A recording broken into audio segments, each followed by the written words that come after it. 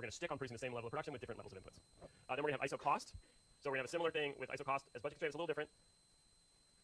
So we're going to have the total cost equals the price and quantity of good 1 and the price and quantity of good 2. So we can solve this for the good that we have on the y-axis if we want to graph it. So we get x1 equals the total cost over p1 minus p2 over p1 times x2. So that will give us a couple things. This is the intercept, right? This is if we spent all the total costs were spent on x1. So that the intercept is up here. And then the slope of the line is, slope of the ISO cost line is the ratio of the prices, negative of the ratio of the prices. I'm not good at drawing straight lines. Right, somewhere there it's tangent. After teaching this whole semester, I went to a workshop on this, and all the different technologies you can have so that your drawing and your pen and your drawing are in the same place. The cool thing is, of course, we draw on the screen, so then you're less crazy. But you don't have to be able to draw a straight line, regardless of what technology you have. So we can also do a similar thing where if we change the price of P2, we can get different bundles. This is going to be a way to make us, we can similarly make a supply curve as we increase the price of good 2. We can have the price of good 2 increasing, and so we would consume less of it, and we would get some sort of cost. So we similarly can get a cost curve at different points and different values for costs. It's going to be a little different. It's going to go through marginal cost and total cost, which we'll do on the next one. But anyways, remember that this space is working in bundles. Price lines are combinations of bundles, and isoquants are combinations of bundles, combinations of inputs. All right, let's go on to cost curves, because that's a more realistic way to do stuff. All right, so one way to think about this of starting is remembering that each curves have different properties that we can think about and try to remember. So the first is marginal cost. And then we have average total cost, or average variable cost.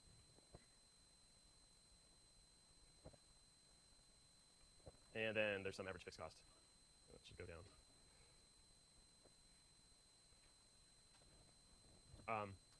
So marginal cost, one of the properties is marginal cost should go through the bottom, should go through the minimum of average total cost and through the minimum of average variable cost. So here it's a little bit off. It should go through the bottom of this because if marginal cost is higher than average cost, the average cost is increasing, right? So, and average fixed cost, this is like your cost to start up in terms of capital. It's going to cost a whole lot for the first units, but it will just be constantly decreasing.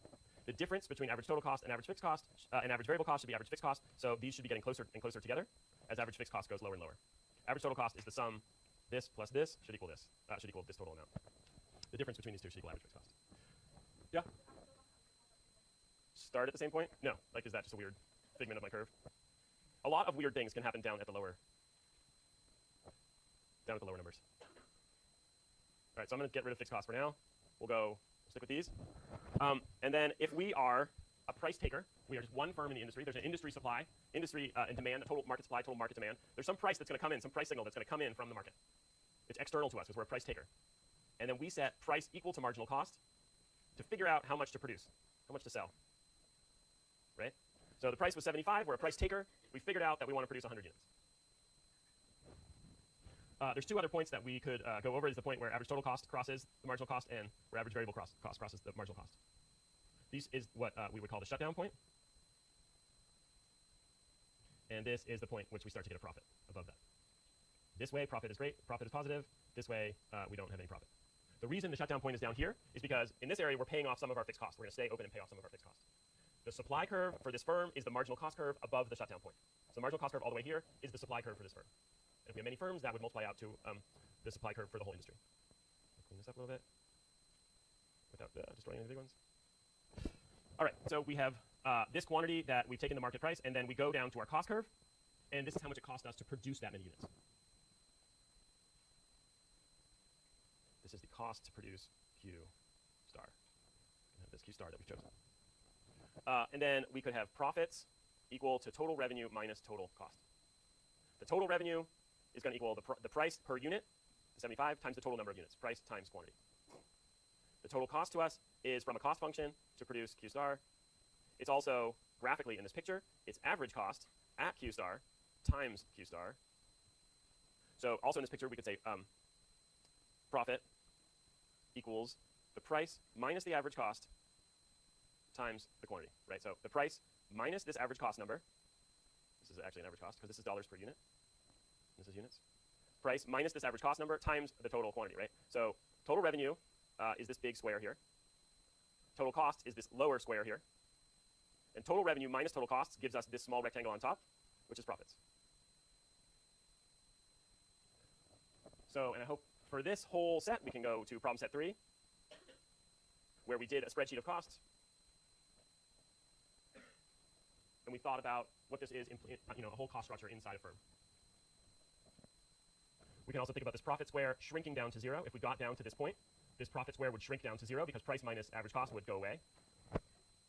There's another thing that we think about long-term versus short-term. If there's a bunch of profit there, people are going to enter. There's free entry. In a short term, we say there's no free entry. In the long term, we say more and more competition is going to come in. More and more people with similar marginal cost curves are going to enter and squeeze those profits down. In the long run, the economic profit would go to 0 because people would be entering until profits get squeezed out. I want to go on to do the monopolist. So we're going to have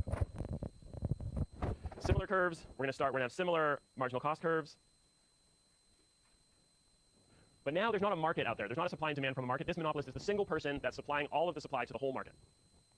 So we're going to have the demand curve right on top of their cost curves, right? They're supplying everyone in the market, so everyone, all of demand that they're meeting. So then we have a new thing called average revenue, which will be under demand curve. And what average revenue is reflecting is as the monopolist increases the quantity that they sell, because the demand curve is sloping down, they're going to get a lower price for each additional unit, and so the revenue is going to go down. So the average revenue curve is twice as steep as the demand curve. It's looking not that much steeper on this one, but it's supposed to be twice the slope in a simple linear case.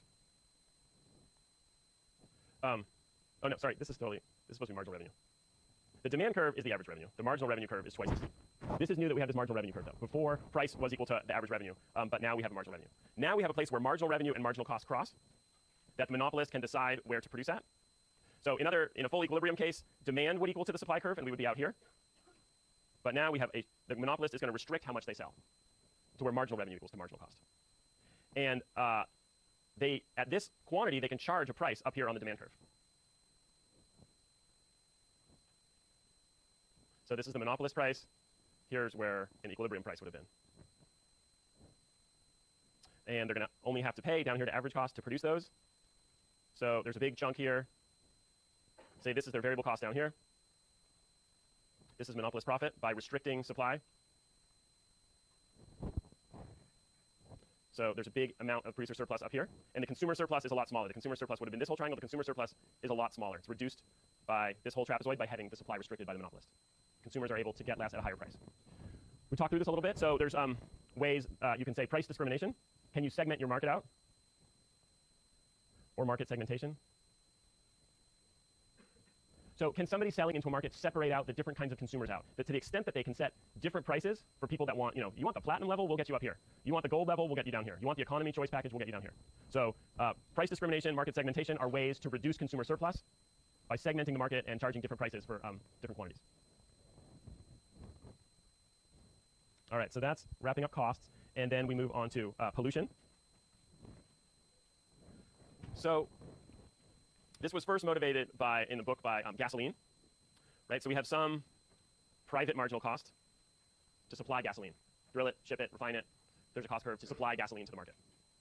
And then we went through in class, and there's some in the book, is that there's some external costs to all this gasoline use, right?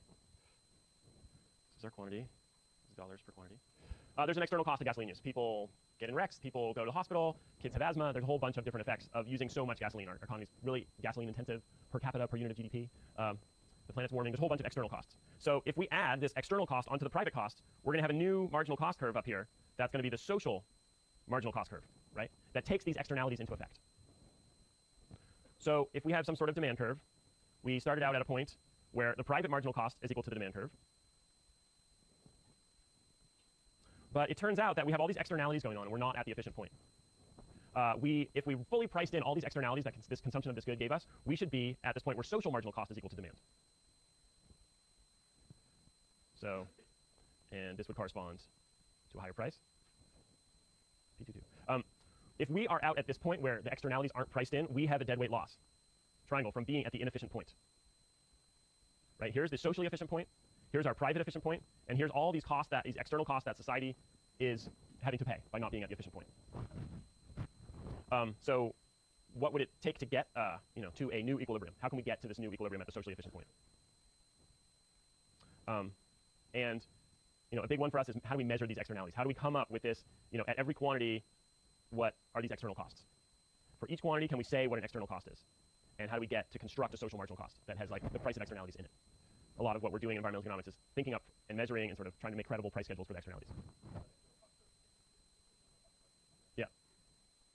Maybe it doesn't look that way in this graph, but yeah, by construction, the social marginal cost is primary marginal cost plus these externalities. And I tried to go through and lecture, like, it's pretty spotty, like the amount of data that we have for the external cost, and we're sort of doing a lot of imputation to get this. But it had big consequences on where we would end up saying a socially efficient point is that would imply what we would do with regulation. So chapter 11 has a similar thing, but now we move into abatement.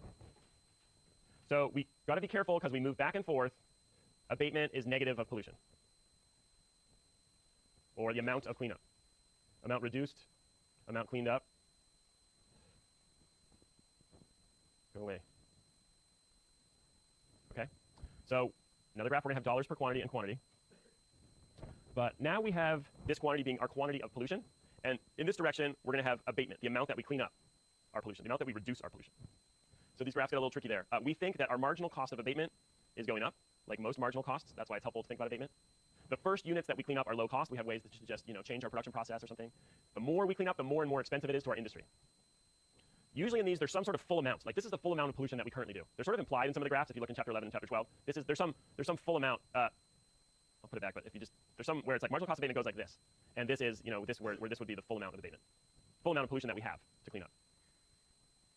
All right, so in a chapter 11 case, we have an increasing marginal cost of abatement, and then we have some marginal benefits of abatement. So this is the marginal cost. This is for the firm or the industry, their cost to clean up the amount of pollution, and then we have some marginal benefits of abatement. This is we usually think about this in terms of health costs or environmental costs. So these marginal benefits start out really high. We're going to get a whole bunch of health improvements with the first units that we clean up, and they're going to decrease. And if there's just this little bit of pollution left, our marginal benefits are going to be much lower. Right? This is like we're in a really polluted city. We're going to clean that up some. This is like we're mostly clean. We're just getting the last little bits. Right? So that's why we think of marginal benefits as sloping downward. Chapter 11 in the book, marginal benefits are flat. So that's like having a different model on disease. So this is the sulfur dioxide graph in the book, where the regulators are picking the efficient level of abatement. Right? And we can just think about the loss triangles there, different loss triangles. Right? We have a couple of them. This one, say this is the total amount of pollution in the industry. If the regulator said this amount of pollution needs to be cleaned up entirely, we need you to abate the full amount, then there's some dead weight loss triangle here. That the cost to the industry to clean it up go up and up and up, and the benefits to society are going down. We're not at our efficient point. Sorry, I should usually start with the efficient point. So by the way we've constructed this, this is the quantity of abatement that's efficient. If the regulators say we need to clean it all up down to zero, there's some dead weight loss because the marginal benefits are low and the costs to this industry are very high. If, on the other hand, we don't have any regulations, we live in a place where environmental regulations aren't enforced, and companies are allowed to pollute as much as they want, there's abatement equals 0, QA equals 0, there's a dead weight loss triangle here from not being at the efficient point. We have this burden of disease on our population, of living in a polluted city, and it wouldn't actually cost that much to reduce the amount of pollution in our city, and the amount that we're spending sending people to the hospital with asthma is so much higher than if we just change the way their smokestacks were run. There's a big loss to the population from not being at this efficient point. So this is like regulators trying to figure out what's the efficient point and how to minimize these loss triangles of a regulation. All right, so there's a couple different ones in chapter 12. All right, let's start with this one, then I'll go to the tradable permits one. All right, so and there's different ways we can do this. Let's do dollars per unit again. And if it's going to be abatement, it's going to be cleanup, right? So this is going to be one of those ones where there's a certain amount of cleanup that we want to do. So when there's a box, there's a fixed amount.